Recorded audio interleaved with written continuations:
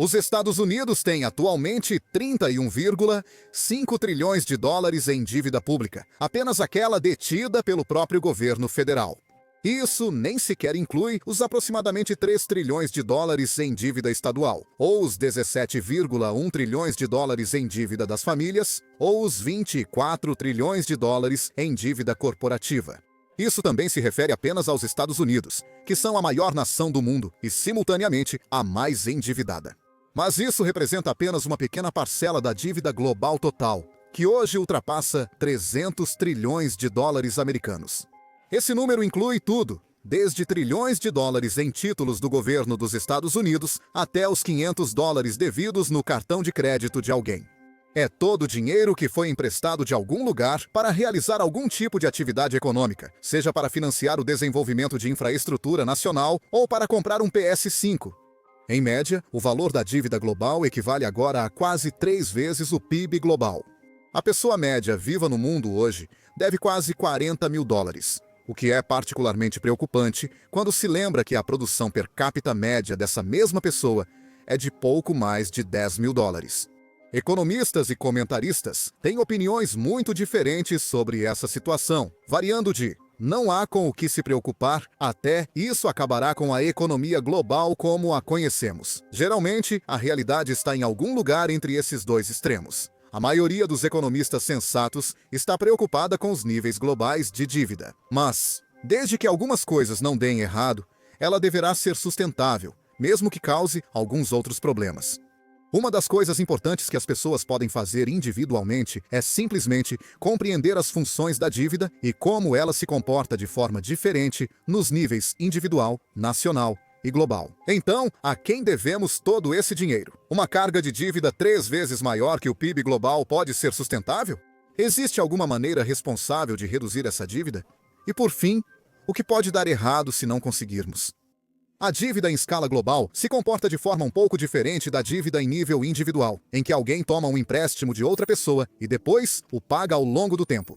Porque, bem, não há nenhuma entidade externa emprestando dinheiro ao mundo. Economistas costumam brincar com isso, dizendo que ainda não descobrimos como fazer os marcianos aprovarem nossos pedidos de empréstimo. A natureza estranha da dívida global significa que, às vezes, pode ser bastante difícil compreendê-la plenamente. Então, aviso justo. Fiquem conosco aqui e provavelmente vocês sairão sabendo mais sobre dívida global do que a maioria das pessoas que escrevem manchetes sobre quão ruim é a nossa situação. A dívida é fácil de entender quando uma entidade deve dinheiro a outra entidade que originalmente lhe forneceu esse dinheiro. Mas a dívida na economia global também é devida à própria economia global. Cada passivo de um governo, empresa, banco ou indivíduo é um ativo para outro governo, empresa, banco ou indivíduo. Quando a economia global toma dinheiro emprestado, não é exatamente emprestado de alguma outra entidade, mas sim de seu próprio eu futuro.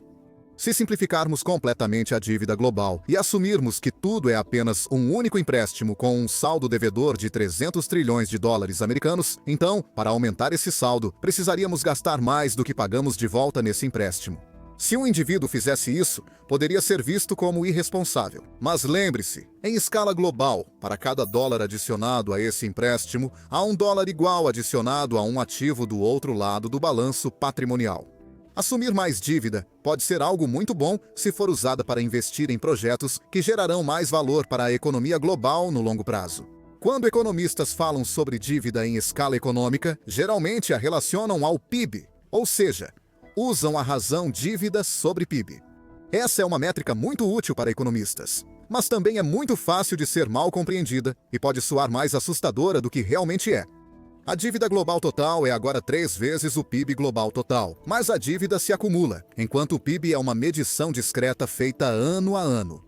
Se um indivíduo tivesse uma dívida 3 vezes maior que sua renda, provavelmente isso não seria motivo de grande preocupação. Assumindo que fosse uma dívida como empréstimos estudantis ou hipoteca, que agregará valor a essa pessoa no longo prazo. Uma métrica melhor poderia ser algo como dívida global comparada a ativos globais, algo como um patrimônio líquido global.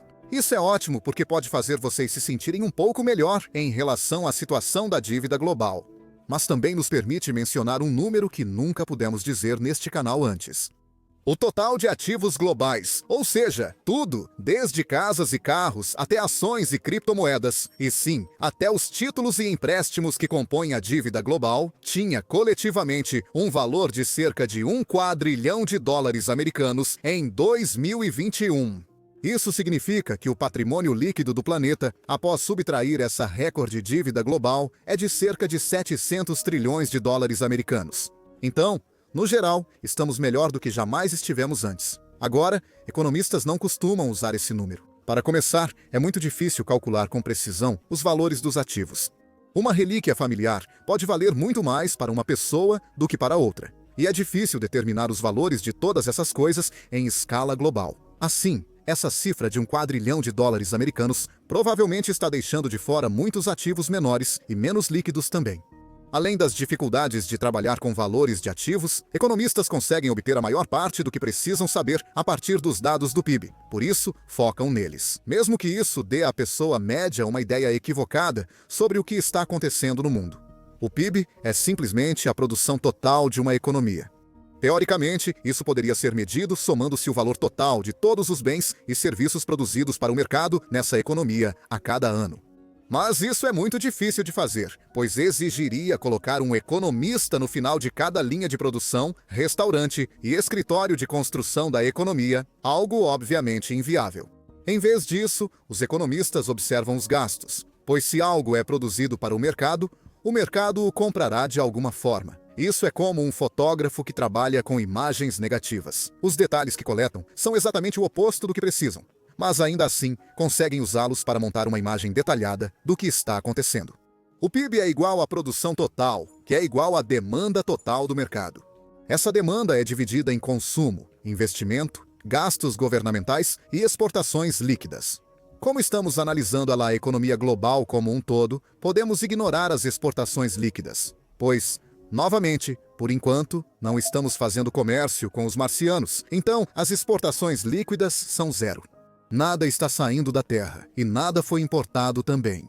Outra observação rápida é que, se uma empresa produz algo para a economia que não é comprado pelos consumidores, isso será contabilizado como investimento se for armazenado para ser vendido posteriormente, já que isso é tecnicamente um investimento em estoque. Ou se a empresa descartá-lo, ainda assim será contabilizado como consumo, pois os macroeconomistas responsáveis pelos dados do PIB não se importam se é consumido por uma pessoa ou por uma lixeira. De qualquer forma, o aumento da dívida, mantendo-se tudo mais constante, aumentará a produção, pois haverá mais poder aquisitivo entrando nessas três categorias. Se os governos aumentarem sua dívida, normalmente é para financiar programas de bem-estar ou projetos de infraestrutura sem aumentar os impostos. Se as famílias contraírem dívida, usarão esse dinheiro para consumir bens e serviços, ou para investir em coisas como habitação. As empresas contraem dívida para comprar máquinas, ou nos últimos anos, para recomprar suas próprias ações, o que em ambos os casos é um tipo de investimento. Governos, empresas e famílias são os três grupos que compõem toda a dívida global. Alguns economistas também incluem uma categoria especial para corporações financeiras. Como elas assumem dívida com o objetivo de criar mais dívida em outro lugar, em vez de assumir dívida para seu próprio consumo ou investimento. Independentemente do uso da dívida, ela inicialmente aumentará um ou mais dos fatores que compõem o PIB, mas, após ser contraída, precisará ser paga. Isso significa que famílias, empresas e até governos terão que gastar menos para fazer os pagamentos. Em nível individual, contrair dívida e pagá-la ocorre em grandes picos e longos vales. Mas a economia global é composta por 8 bilhões de pessoas, milhões de empresas e centenas de governos. Então, a lei dos grandes números suaviza essa tendência, embora não a elimine. O ciclo de todos, contraírem dívida, impulsionando a economia, seguido por um período lento em que a dívida foi paga, não acontece de forma totalmente aleatória. Quando as pessoas têm confiança no futuro, o emprego está alto e as condições globais são boas, normalmente contraem mais dívida, impulsionando seu consumo e investimento. Quando esse nível de dívida fica um pouco alto demais e as pessoas precisam começar a se concentrar nos pagamentos, em vez de comprar mais coisas, seu consumo e investimento caem, reduzindo a produção. Em escala da economia global, isso mostra como, Tecnicamente, tomamos emprestado do futuro e não de alguma entidade externa, quando falamos de níveis globais de dívida. É isso que economistas chamam de ciclo da dívida. E é por isso que, mesmo sem choques externos, a economia passa por ciclos naturais de expansão e contração a cada 10 anos. O papel dos governos nesse ciclo é tentar, o máximo possível, fazer o oposto do que consumidores e empresas estão fazendo. Quando eles estão assumindo muita dívida para impulsionar consumo e investimento, os governos devem tributar mais e gastar menos para poupar mais dinheiro e conter um pouco os gastos, para que as coisas não fiquem muito descontroladas. Quando todos estão focados em pagar suas dívidas, o governo deve tributar menos e gastar mais para impedir que a economia pare completamente. Isso se chama política fiscal anticíclica. Os governos são bons em estimular a economia durante períodos de baixa no ciclo da dívida ou devido a choques. Vimos em primeira mão após a crise financeira global ou recentemente, com a pandemia. O que os governos não fazem tão bem é tributar mais e gastar menos nos bons momentos, porque simplesmente isso não é politicamente popular. Isso significa que nas últimas décadas, governos ao redor do mundo vêm assumindo cada vez mais dívida, na mesma proporção, e até superando as taxas de endividamento de empresas e indivíduos. Mas isso não é necessariamente algo ruim. Se a dívida for usada para expandir a capacidade produtiva de um país de forma a gerar mais valor do que o exigido pelos pagamentos da dívida, então é algo positivo. O mundo fica mais rico agora e deixará o suficiente para que seu eu futuro também seja mais rico. A maneira mais simples para os governos fazerem isso é investir em infraestrutura e educação para tornar seu país mais produtivo. Parte dos gastos governamentais precisará ser direcionada a projetos de interesse puramente humanitário. Mas a maioria não é. Coisas como linhas férreas ou estradas são construídas para o bem comum. E esses projetos nunca darão lucro no sentido tradicional, pois muitas vezes nem sequer cobram diretamente das pessoas pelo uso dessas infraestruturas. Mas quase todas as economias avançadas do mundo empregam economistas para realizar estudos de benefícios em grandes projetos antes de sua construção, para garantir que gerarão mais valor econômico ao longo de sua vida útil do que seu custo. Se uma linha férrea puder transportar bens e pessoas para onde precisam estar de forma mais eficiente do que as alternativas existentes, as empresas poderão produzir mais e os indivíduos poderão ir ao trabalho com mais facilidade. Isso significa que eles pagarão mais impostos, permitindo que os governos financiem mais projetos no futuro. Pode parecer muito frio, mas o mesmo tipo de análise é feito até em gastos governamentais, como defesa e programas sociais. Um país com rotas comerciais seguras, fronteiras defendidas, níveis mais baixos de criminalidade e oportunidades oferecidas a pessoas em dificuldades produzirá mais em termos gerais e, novamente, pagará mais impostos. Se governos contraírem dívida para financiar indefinidamente projetos que não geram retorno econômico positivo, acabarão falindo. É claro que, às vezes, a política interfere e os gastos são mal direcionados, e é aí que a dívida governamental pode se tornar um problema. Muitos dos gastos com medidas de estímulo durante a pandemia, feitos por diversos governos ao redor do mundo, não terão muito efeito positivo de longo prazo na produção da economia.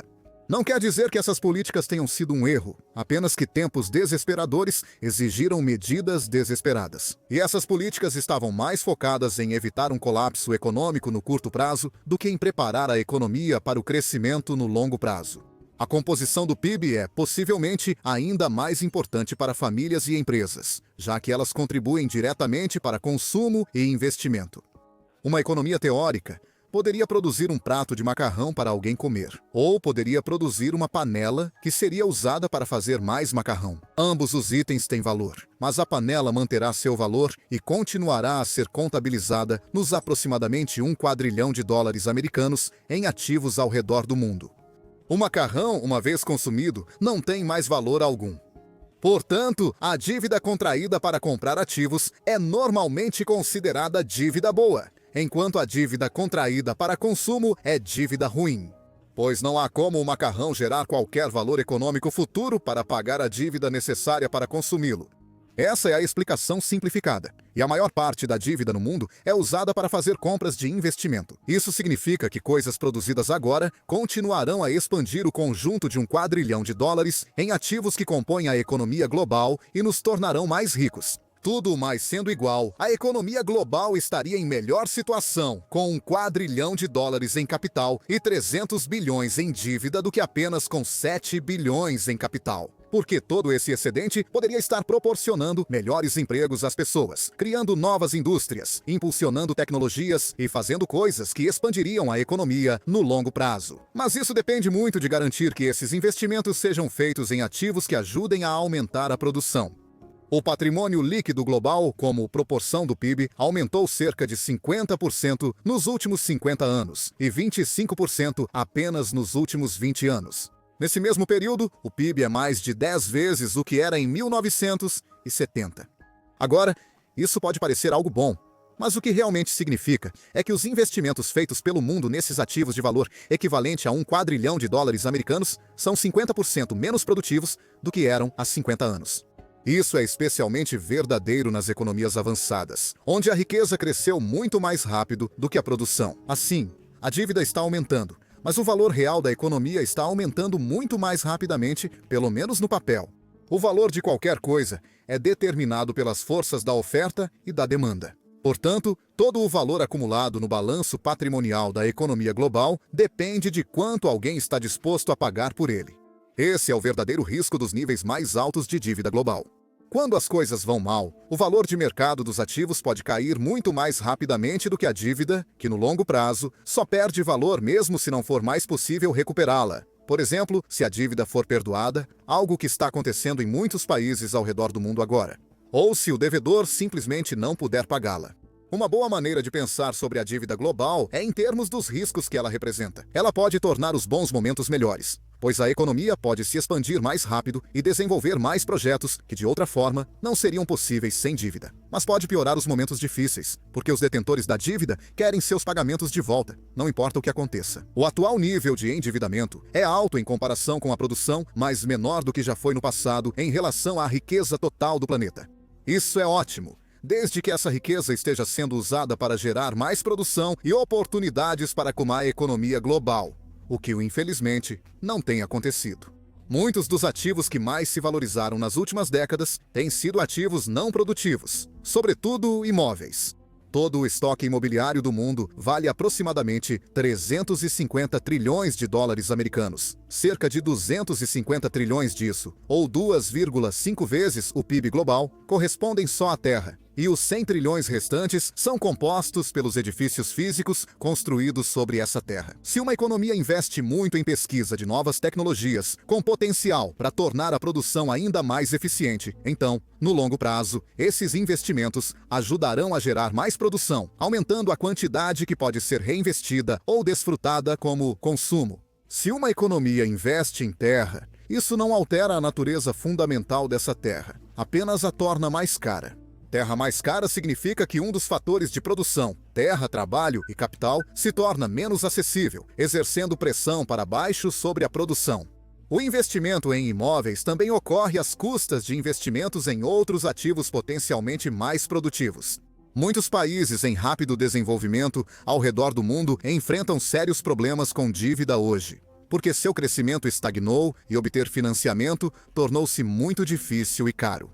É muito mais seguro direcionar dívida para ativos como imóveis em economias avançadas do que para fábricas em economias em desenvolvimento, mesmo que essas fábricas venham a gerar mais valor para a economia global do que um terreno vazio em termos globais. Seria muito melhor se a dívida não fosse usada para alimentar especulação em ativos não produtivos. Mas ainda assim, a dívida em si não é o problema.